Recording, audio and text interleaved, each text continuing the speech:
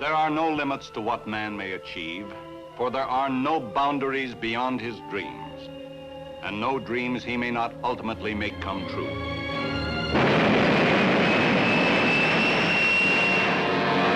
Destination, space.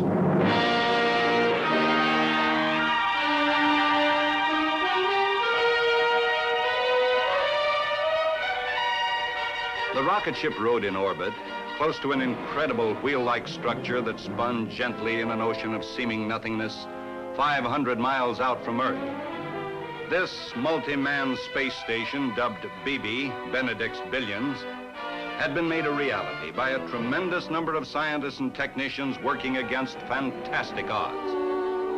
And all of this stupendous effort had been spent in preparation for the next few moments to come. It was nearing the instant of launching of the rocket ship that was intended to carry the first men into orbit around the moon. Fuel transfer systems chill.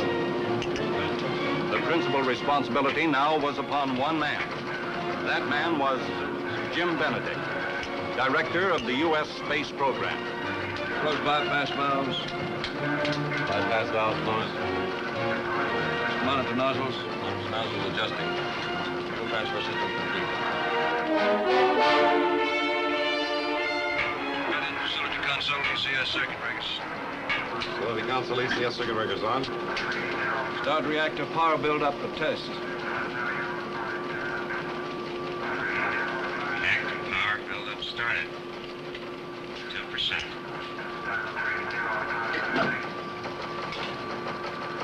Again, heat exchanger instrumentation check. Heat exchanger instrumentation check begun.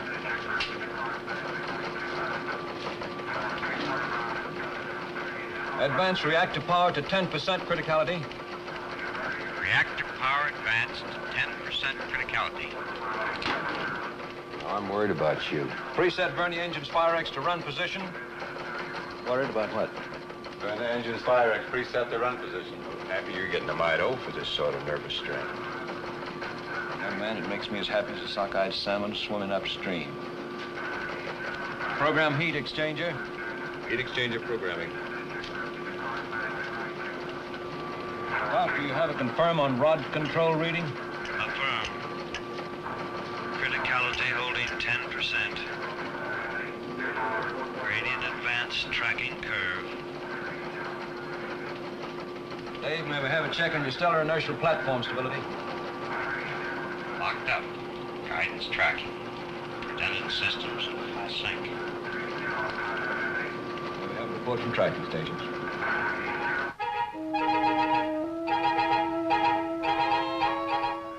South Point, Island of Hawaii, ready for tracking.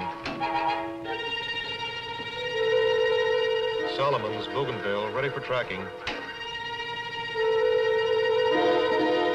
Singapore, ready.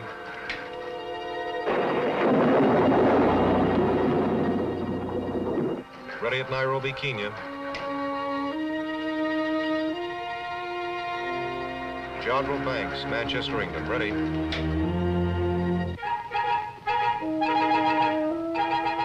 Villamil, Galapagos, ready to track.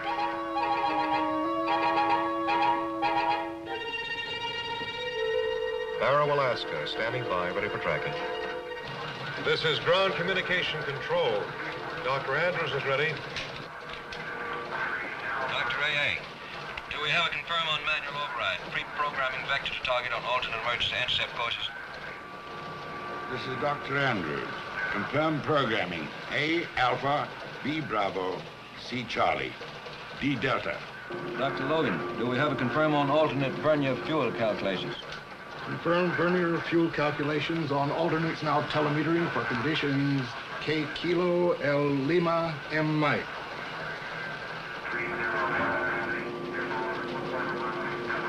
Pressurize main mercury tank. Main mercury tank pressurizing.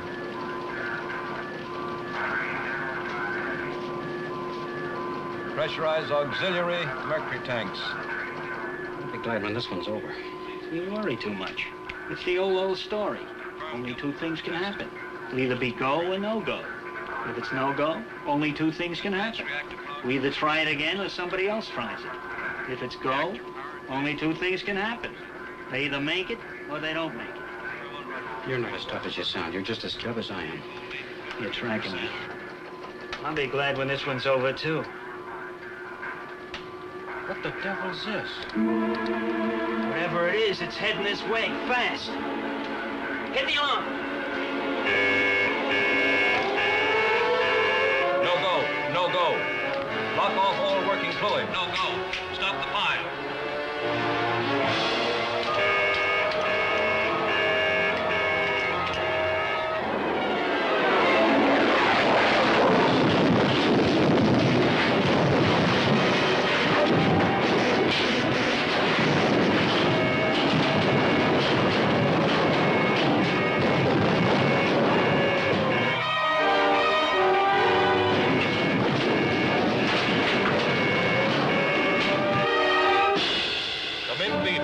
Come in, Beebe. This is ground communication control. Over. We've lost contact. GCC calling Beebe. This is Captain Schramm aboard rocket ship. Beebe in collision with meteoroid. Stabilize orbit. Stabilize orbit.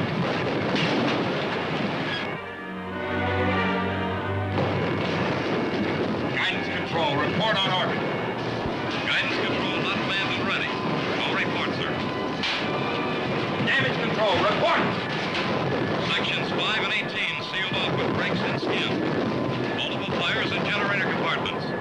Switch to auxiliary power. Interlock guidance and automatic vernier controls to hold orbit.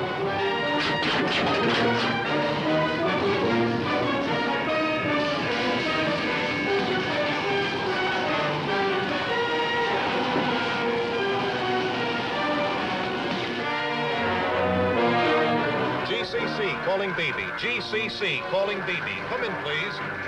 Beebe is pitching wildly, but seems to be sustaining orbit. If they go, what happens to us? All I'm worried about right now is them. Hey! Dolph! Come in, please.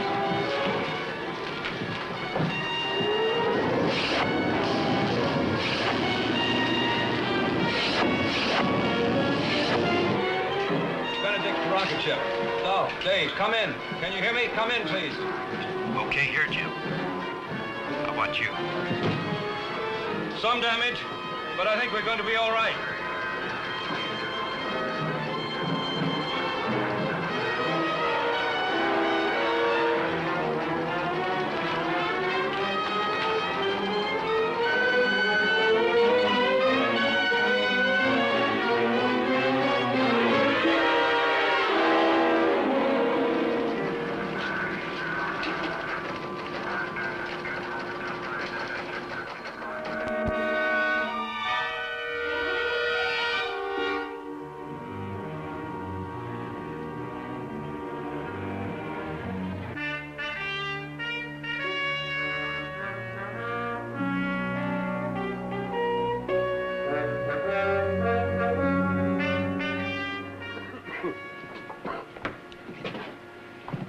Oh, boy, it sure got it in here, didn't it?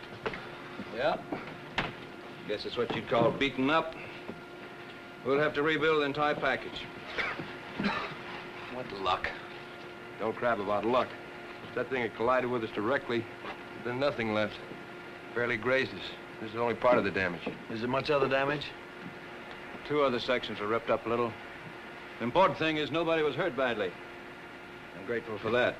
And we held it in orbit. That's something else to be grateful for. Still one more thing we can be grateful for. At least this is one setback they can't blame on us.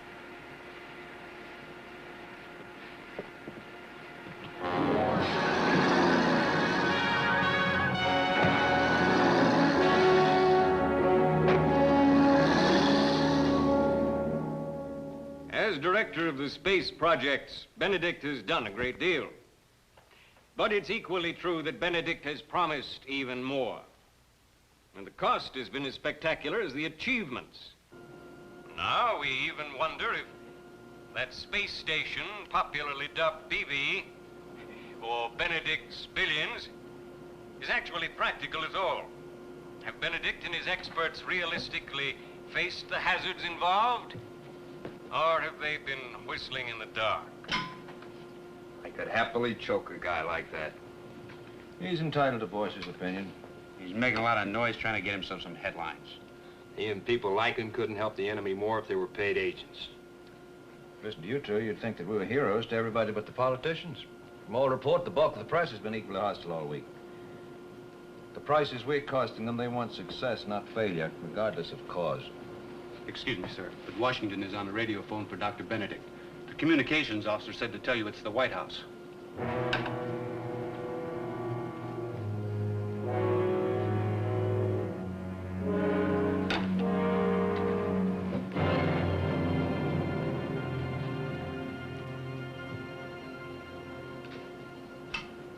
And that man's name is James Benedict.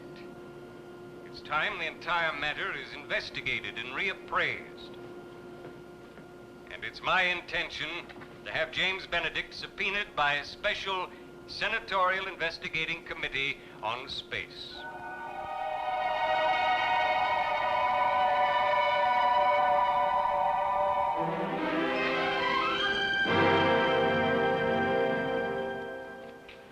Well, what did the president say?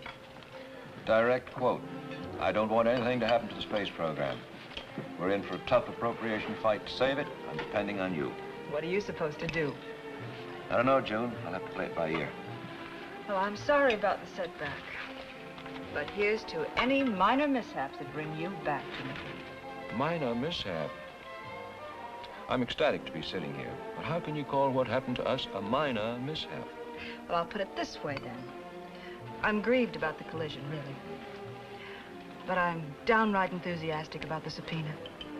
Yeah, how about that? It takes a collision with a meteoroid and a summons from the Senate to get us together for a couple of hours. Some romance. One, it's beautiful. When do you intend to marry me, sir? One of these days. I don't like to rush into anything, even though it's only a little thing like marriage.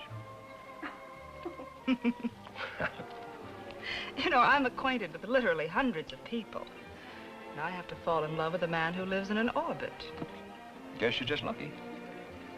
I spend half my valuable time looking up into the sky, wondering how you are. Wondering when I'm going to see you again. At night, when the stars are out, that's when it's the worst. That's when you seem so far. It's funny, but with me, it's just the other way around. I look down at the Earth, spinning slowly beneath us, and it seems so small. All the places on it seem close together. Sometimes I can even pick out this city. It seems like you're right below. And so very, very near. Must be beautiful. It's indescribable. I wish I could show it to you. Maybe someday. Maybe. What you do is so important. I wouldn't have it any other way. I'm very proud of you. I'll be glad, though, when you're back to stay. I hope you don't mind. I invited Kim to join us for Dave's sake. Of course I don't mind. Hi, June. Hello. Oh, Jim, gee, it's wonderful to see you. Thanks. You're kind of a stinker. I haven't heard from you all week long. You're never home. I phoned you for 3 days. I tried for hours to get you this morning. Well, that kind of proves that one of us is a fraud, doesn't it? Jim, you really are looking just great. Because I lead such a relaxed life. May I take your order, ma'am? What are you two having? A mixed green salad. Yeah, that'll do just nicely, thank you. You're looking pretty trim yourself, Kim. I've been eating like they were going to prohibit it tomorrow. I have put on 5 pounds. It doesn't show. Oh, yes, it does when I stand up. Oh, come on. Now, stop being evasive. Tell me everything, Jim, because I want to hear it. Well, let's see. Dave's in flawless shape. I don't have to tell you that he misses you. I expect he tells you that on the phone all the time. He's been telling me that he misses me practically since the day we were married. That's kind of the story of our lives, how much we miss one another. Move over, you have company. Well, at least you gals won't get tired of us. Oh. Is that so hilariously funny? Strange, I don't see any humor in it at all. Well, really, Kim, I don't either, but no reason to abuse ourselves about it. do very much good not to mention it at all, either. I have a feeling that it's going to go on until I'm old and gray. Or until you kill him. Kim, what a terrible thing to say. Maybe, but it's true. The newspapers call you the Space Project Team. You don't seem like very much of a team to me. Dave takes all the risks and you take all the bows. You know you don't mean that, Kim.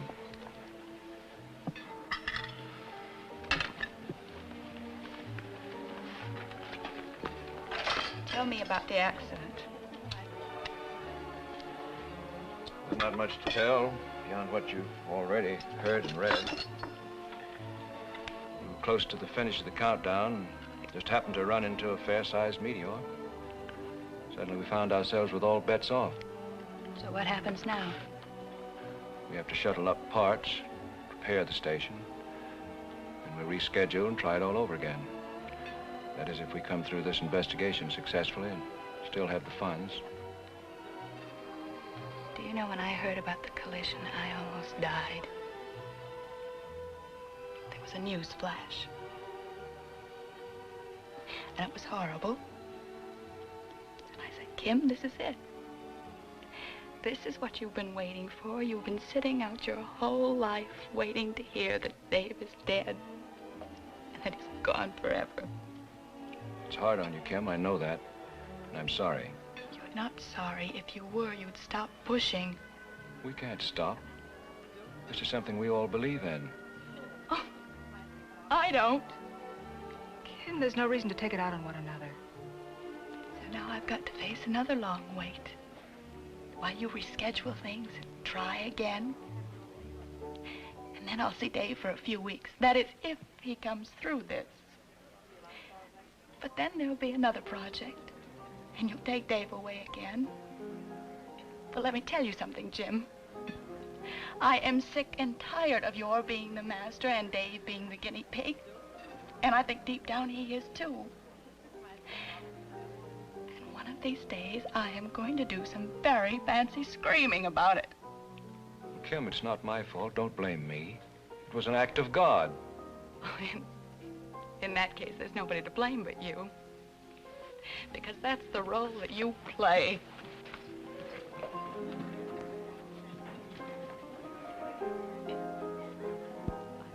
Very sorry for her. So am I. Sorry for you, too. She's quite unfair to you. If you didn't already have enough trouble, enough to worry about. Well, you know what they say. Them that has gets.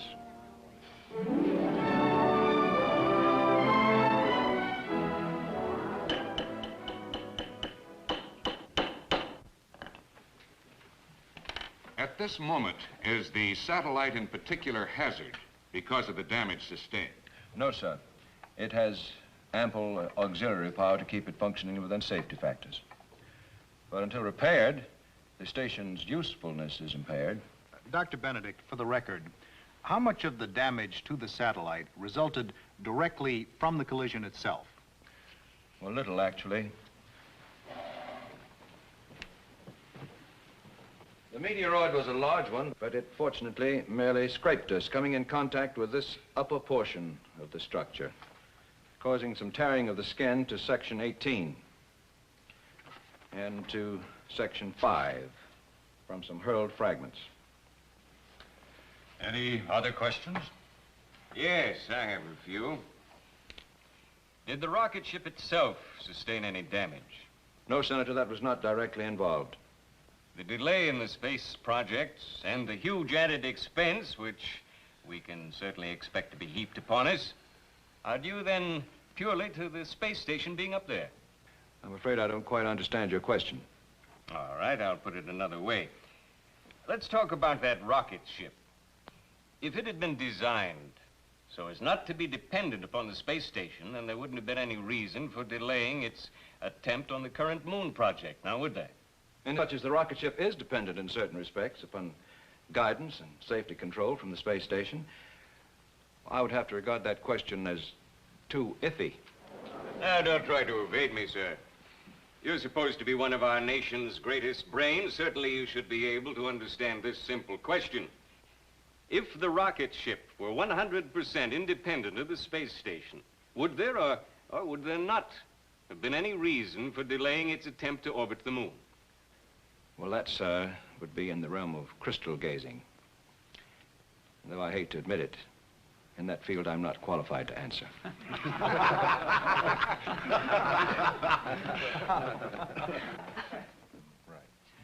How soon after the station is repaired will the rocket ship be ready again to make the lunar attempt? A whole new system of procedures will have to be set up. The moon will be in a different position with relation to the Earth-Moon orbit around the sun, but these preparations should all be finished long before the space station is repaired. The statement you've just made establishes beyond one iota of doubt that the principal delay is due to the time required to repair the space station. I would say there could be no question about that. Fine, fine. Then if that is so, then this follows. We all know that launching a rocket from the surface of Earth involves many problems that are avoided by starting it from a high-speed orbit above our atmosphere. But a great number of missiles have been sent into space from the surface, and it seems that a big enough rocket for this present moon job would have been easier to attain and a lot cheaper than building that white elephant of a space station we know all too well as Benedict's billions. It's unfair. That's what it is. Unfair. It's unreasonably, unjustly, unequivocally unfair. It's unfair, all right. You're doggone right it's unfair. You know me. I never get mad. Nothing ever makes me mad. I don't allow myself to get mad. But today I'm plenty mad. Dr. Andrews is right, Jim. This isn't a hearing. It's a mammoth soapbox. And Senator Royce is using it for personal speech-making. You're quite right, you. You're exactly right. The man's grandstanding. And he doesn't care who he hurts or what it costs. I'm used to it. It's practically a normal environment for me. Besides, it's not just me he's after. It's the wheel he's opposed to. Nonsense. He's opposed to everything we've done. He fought us from the very beginning, knowing that the publicity would make him famous. All right, that's true. So he's a demagogue, and so he makes loud and repetitious noises until the impressionable begin to listen. But I still have faith in the majority of Congress, and I have faith in the man in the street. He can be swayed this way and that, but when the truth eventually gets to him, he knows where to stand and what to support. But we haven't got time to wait for the man in the street. By the time he's made up his mind, we'll all be busted and out of business. That's exactly what worries me. I wish you two would eat your lunch. That's what the recess was for. Now, let's keep it official. Oh, no, I don't feel like it. Every time I think of that fabricating, phase-making phony, I lose my appetite. No wonder. It must be awful to be a sitting duck for an utter nitwit. It is. But worst of all, it gives the opposition a chance to blow their loud horns. Maybe we should blow some of our loud trumpets. Oh, come now, Dr. Andrews. I never heard a bragging or an egotistical statement out of you yet. Well, perhaps that's what's wrong with me. I'm too modest. Dr. Logan here's too modest. You're too modest. And the thousands of people who work for us are too modest. Well, what do you want us to do? Start taking bows for our latest delay? No, but we needn't go on hiding our light under a bushel either. June was right when she said that miracles are performed around here. They are. Every member of our unit performs them. I perform 6 or 7 of them every day before lunch. And Dr. Andrews, if you can't perform a miracle, you build a machine that performs one for you. Oh, that's the easy part of it. I do other things I wouldn't believe possible if I hadn't done them myself. Jim, I do think it's time you did a little bragging. So do I. And this afternoon, whether they introduce me or not, I'm going to give a speech. I bet it'll be a wonderful speech. I never made a speech in my life, mind you. I've given lectures, but I've never made a speech. This afternoon, I give a speech, and I'm going to tell them all they can go, jump in the river. Dr. Andrews, if I asked you to give me a promise, would you keep it? Oh, of course, you know that. What is it? That speech. Don't.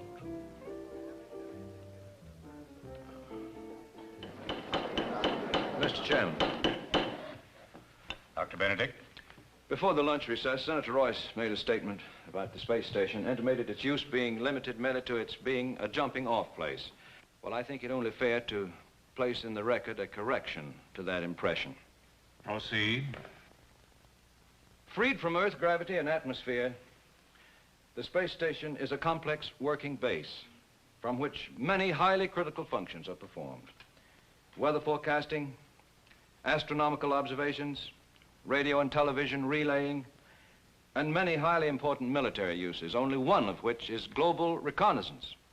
Oh, now, Benedict, we've had all sorts of satellites in orbit, telemetering back data long before you built that contraption up there. Yes, we still have. And I might add that the station is now servicing some of those very units. But let's forget all of that for a while and let's talk about some facts of life.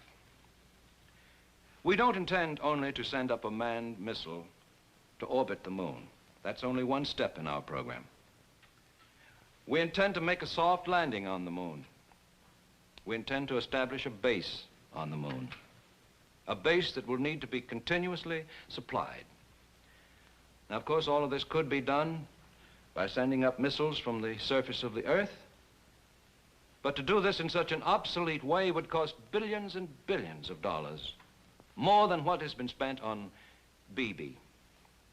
And this apparatus, Benedict's Billions, is in orbit now and is operational. That's a broad and loose use of the word. I can hardly regard so delicate and vulnerable an installation as being operational. It, sir, is operational. There are equally learned scientists who feel that it is delicate and unreliable. Any number of these scientists talk to me, and I can tell you they have my ear. Now, what do you think of that? I think it's lucky, sir, that it's your ear they have and not mine.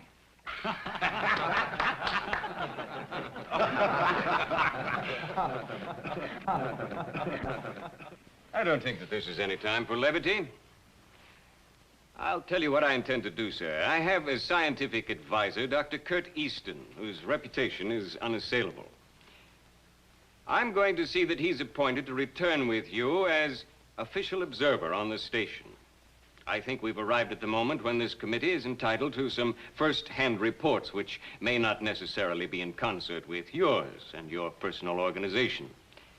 And I can tell you the Pentagon better not try to block it. If this committee sees fit to appoint such an observer, I assure you no one will try to block Dr. Easton.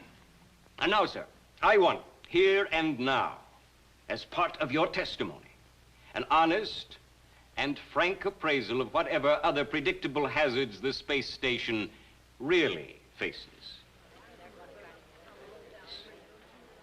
Sir, there are any number of hazards and dangers, ranging all the way from radiation to innumerable possibilities of mechanical failure.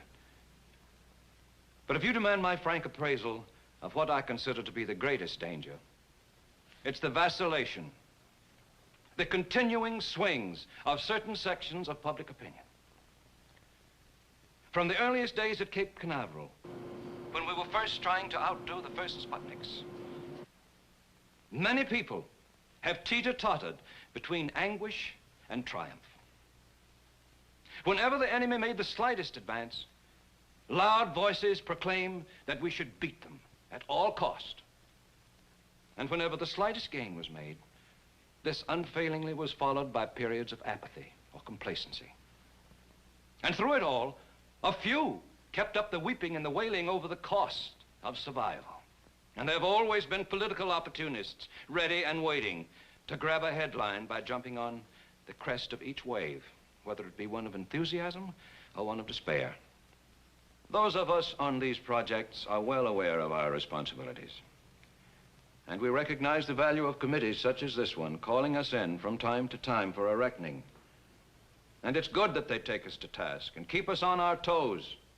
It's of little importance whether one by the name of Benedict bears the principal responsibility or someone else. I do not speak for myself, except to say that if I seem to be failing, I should be replaced immediately. But let us make up our minds once and for all whether we want an all-out space program or not. And if we decide that we do, as I pray we will, then let us remain constant to that purpose. And in the name of the future of our country, let us stop being like a changeable wind, blowing hot one day and cold the next. Instead, let us go forward in the American way, pioneering new frontiers without fear, taking pride in accomplishment, yet facing dangers and disappointments with resoluteness and without qualms and complaint.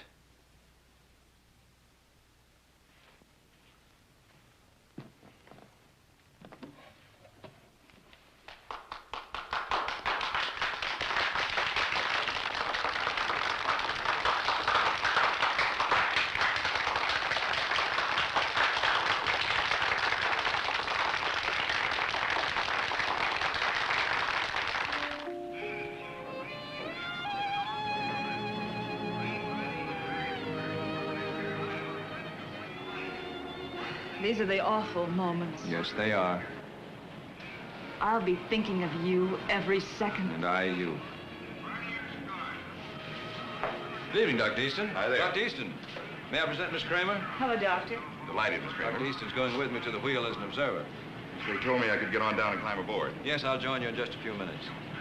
This is quite a night for me. I've been around a lot of rockets in my day, but I've never ridden in one. I'm not ashamed to say that I'm beginning to feel the full throes of panic creeping over me.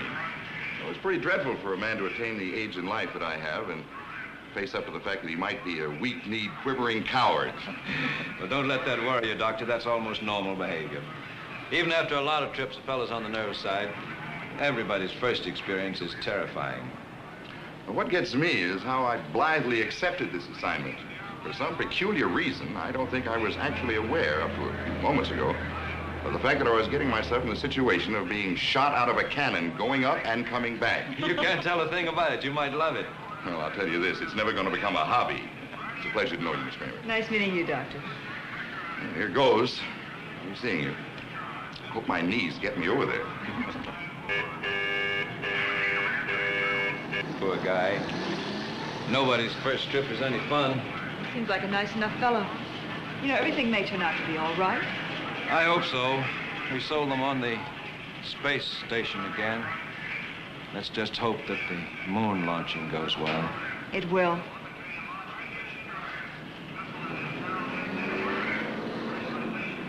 We won't be leaving for hours yet, probably not until after sunrise. Maybe it would be better if you didn't wait until we launch. Would you mind awfully? I can't stand to watch you get into that thing. Oh, it's not so bad. So long, fella. See any Martians? Give them my regards.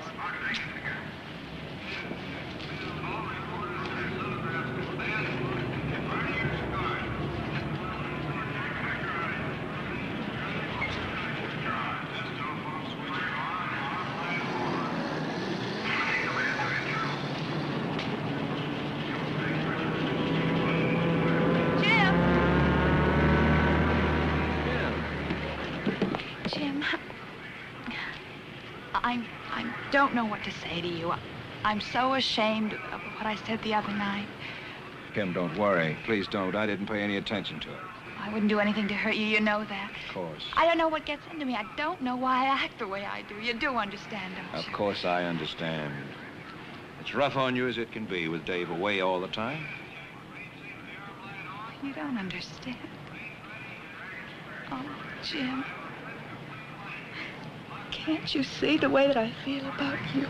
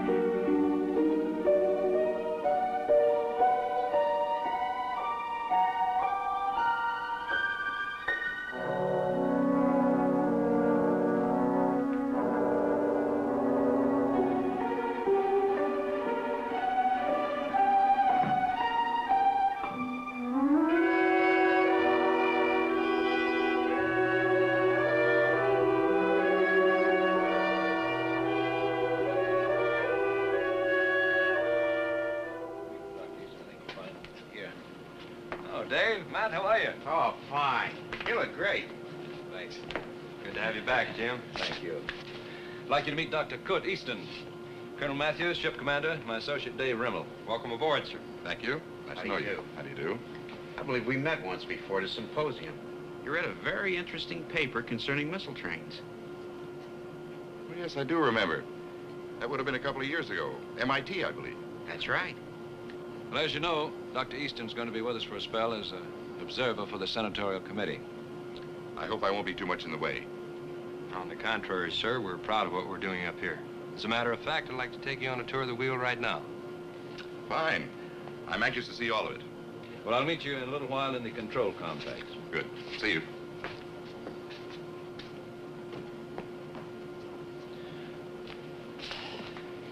How was it? Pretty rugged? Not bad. We have the majority of Congress on our side. You did a beautiful job, Jim. We were all proud of you. You gonna be much of a headache? Who knows? I'm glad of one thing. They sent us pro, even if he does happen to disagree with some of our ideas. But we can win him over on our side. Hope so. I don't have to tell you how important it is that we do. You see Kim? Of course. How was she? Just fine. I'd say she was in excellent health. How'd she act? Friend or enemy? Well, I only saw her for a couple of times. First time, she was a little feisty. But the second time, she was warmer. Great. She's gonna end up loving you.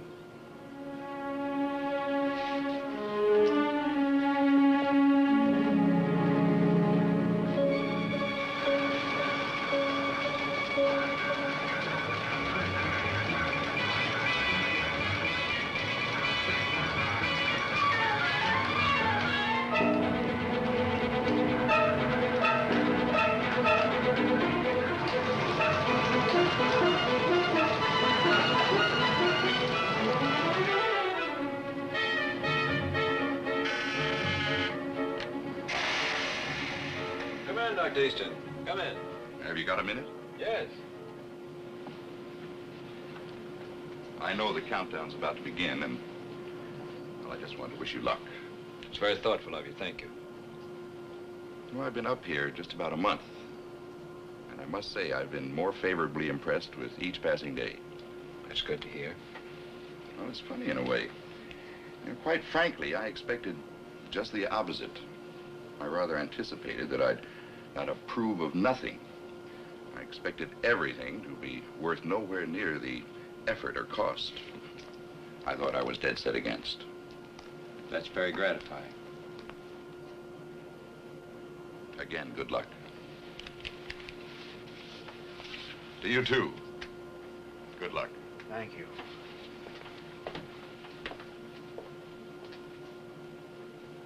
Well, we're ready, Jim. We're about to get over the rocket. Take good care of yourself, baby. Don't let anything happen to you. I'll try, believe me, I'll try. I'll go down to the airlock with all of you. Jim. Yeah? I know I'm repeating myself. Stop worrying about Kim.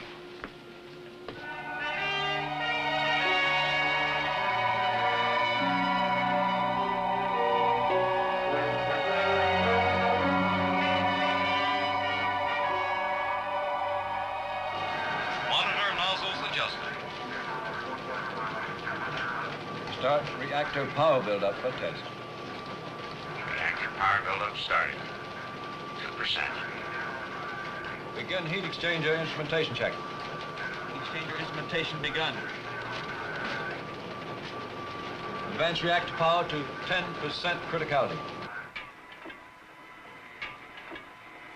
Reactor power advanced to 10% criticality.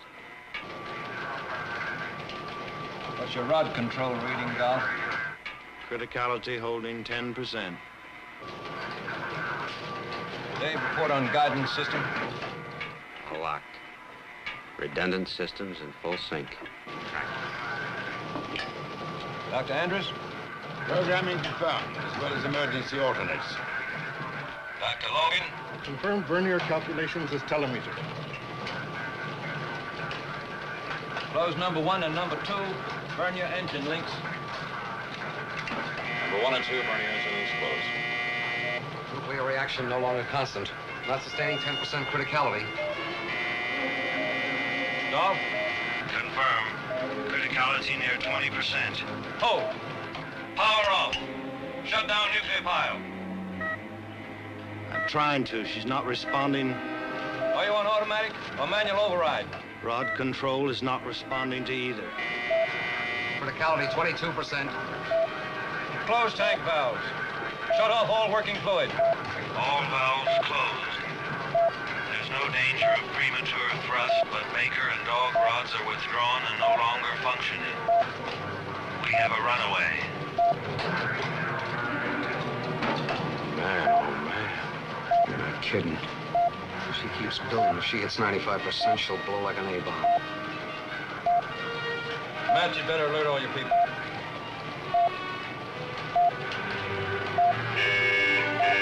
Attention, all ships company. Attention. This is Colonel Matthews speaking. We're faced with a possible nuclear explosion of the rocket ship. All personnel man emergency stations. Man emergency stations. Secure all compartments. Secure all compartments. Damage control party, stand by. What's your guess, Dave? I'm trying to figure. Seems like it's got to be something in the servo linkage. 24. We've lost pressurization and thermal control in Charlie component. Jim? Can you give me a reading of pressure and temp in Charlie component? Sergeant? Pressure and temp lost in Charlie. That's your trouble. The servo linkage will be broken in that area. Criticality 26%. Got to get that pile closed down, and there's no way of doing it while those rods are out. I'll wait until we know exactly what's fouled up. 28%. Those are secondary servo units in that component. They activate the pneumatic system of the reactor. I can climb in there through the central column if we've got enough pressure. Damage control, manned and ready. I'm afraid that may take too long. I've got to try it. Guidance control, manned and ready. Go ahead. Pressure and thermal control, manned and ready. If that rocket blows up, it will blow us up too. We're at a calculated safe distance. It'll probably rock us. We'll probably lose orbit, but we'll probably live. Is that all you're worried about? I didn't say that. I'm not exactly enjoying it. 30%. Gradient increase accelerating. Dave made up his mind. You couldn't have stopped him. The hotter that pile gets, the faster she'll keep building. They can run out of time all at once. They know that as well as we do.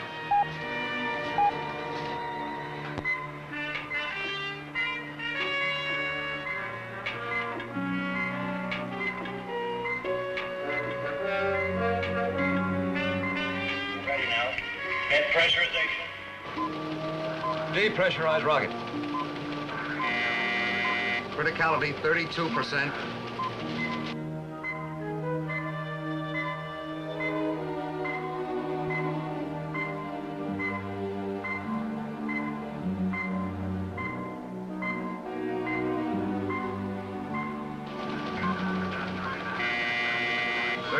%.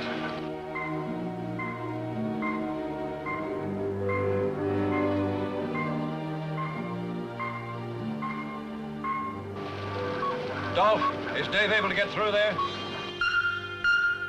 Yep, he's making it. 36%.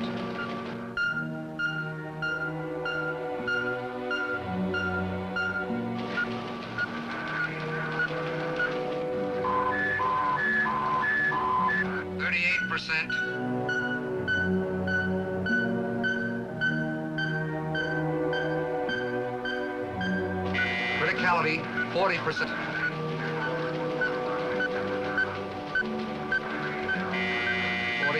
%.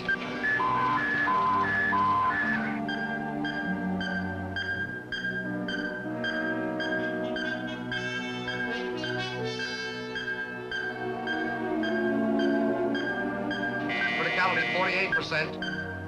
Criticality 52%.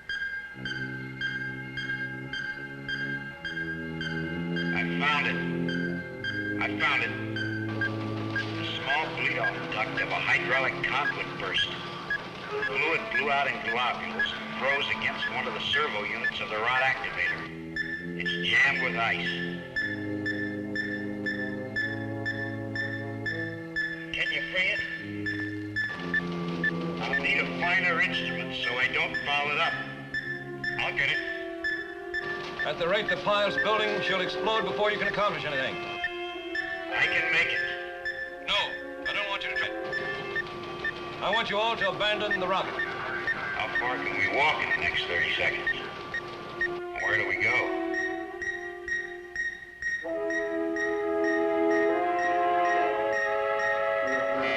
%. Dr. Logan, even if he frees it, will it operate with the bleed-off duct broken? Yes. If you can free it, the servo will work. The bleed-off duct has nothing to do with the rod control. 58%.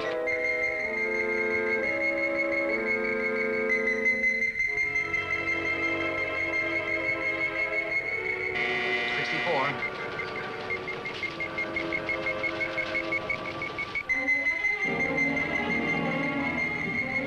66.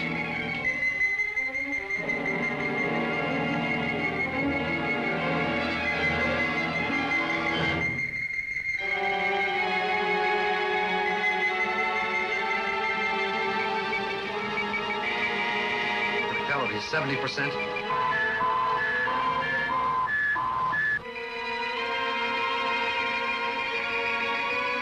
72%.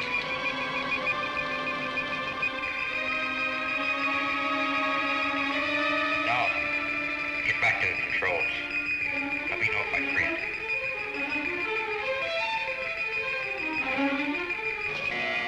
74%. 76%. 78%. 80%. Any action yet, Tom? No, not yet. She's still stuck. 4%.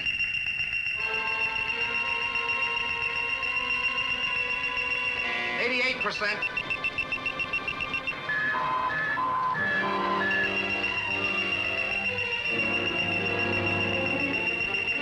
Criticality 90%.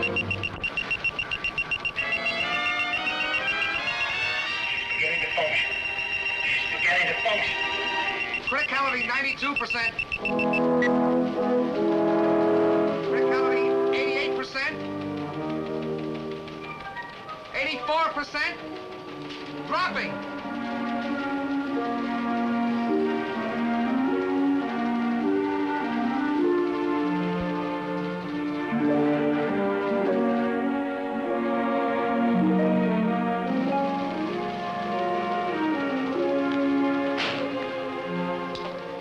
What's the matter with you? More delay. Another month. You're right. But it's a month that Dr. Easton can help explain.